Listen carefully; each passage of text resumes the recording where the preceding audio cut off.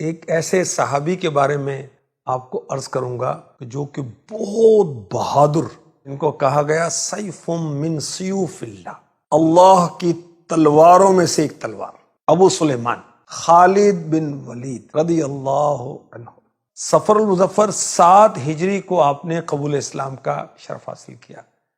زمانے کفر میں اسلام کے خلاف کئی جنگیں لڑی، جس کی وجہ سے بارگاہ رسالت میں عرض کی کہ حضور میں نے زمانے کفر میں اسلام کو بہت نقصان پہنچا ہے، اللہ پاک سے دعا کریں اللہ میرے اس گناہ کو معاف کر دے۔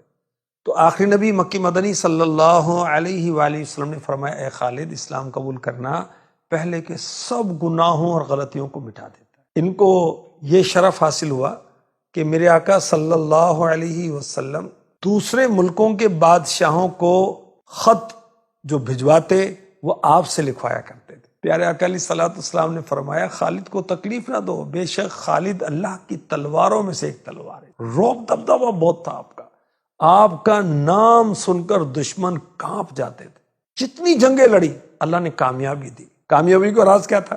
میرے آقا علیہ الصلوۃ والسلام کے منہ مبارک، بال مبارک یہ تبرکن اپنی ٹوپی میں رکھتے تھے، اور ان پاکیزہ بالوں کی برکت سے آپ خود فرماتے مجھے اللہ پاک نے کامیابی عطا فرمائی۔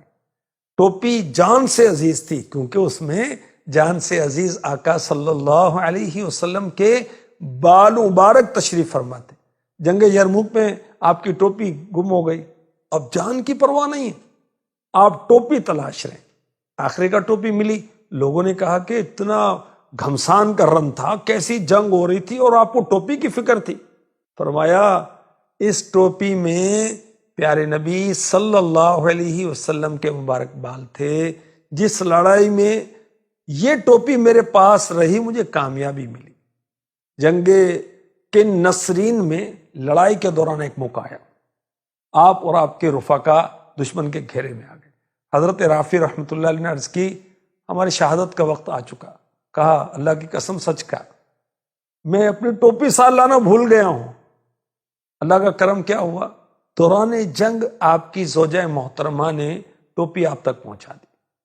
ٹوپی کو سر پہ سجایا، رومی لشکر پر حملہ کر دی اور رومی لشکر کی اگلی پچھلی صفیں الٹ دی، جہاں تک کہ سارا لشکر بھاگ کھڑا۔ جنگ مرج القبائل میں آپ کسی وجہ سے شریک نہ ہو پائے اور مسلمانوں کا سامنا تھا کئی گنا زیادہ رومیوں کے لشکر سے۔ جب آپ کو اطلاع ملی تو آپ نے بلا تاخیر 3000 کا لشکر لیا اور میدان میں پہنچ گئے۔ جیسے رومیوں کو اطلاع ملی تو فوراً صلح کا پیغام بھیجا۔ آپ نے صبح کا وقت دیا، لیکن اگلے صبح کیا ہوا، رومی جنگ کا میدان چھوڑ کر بھاگ گئے اور ساز و سامان وہیں چھوڑ گئے۔